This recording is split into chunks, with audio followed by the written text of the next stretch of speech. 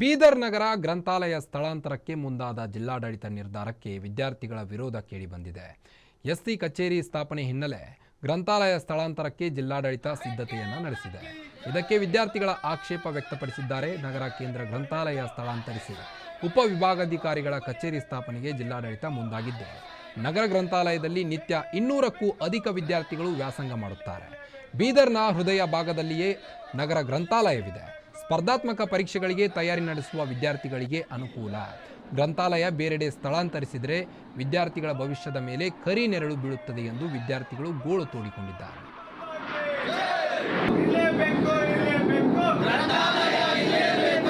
ತೆರವಿಗೆ ಜಿಲ್ಲಾಡಳಿತ 2 ದಿನ ಗಡುವು ನೀಡಿದ್ದು, ನೂತನ ಜಿಲ್ಲಾಡಳಿತ ಭವನ ನಿರ್ಮಾಣ ಸಲುವಾಗಿ ಹಳೆ ಕಟ್ಟಡ ನೆಲಸಮಕ್ಕೆ ಜಿಲ್ಲಾಡಳಿತ ಮುಂದಾಗಿದೆ. ಸ್ಥಳ ಗಡುವು ಹಿನ್ನೆಲೆ ನಗರ ಗ್ರಂಥಾಲಯ ಸಿಬ್ಬಂದಿಗಳು, ವಿದ್ಯಾರ್ಥಿಗಳು, ಓದುಗರಲ್ಲಿ ಆತಂಕ ಮೂಡಿದ್ದು, ಸ್ಥಳಾಂತರ ನಿರ್ಧಾರ ಕೈಬಿಡದಿದ್ದರೆ ವಿದ್ಯಾರ್ಥಿಗಳಿಂದ ಹೋರಾಟದ ಎಚ್ಚರಿಕೆಯನ್ನು ನೀಡಲಾಗಿದೆ.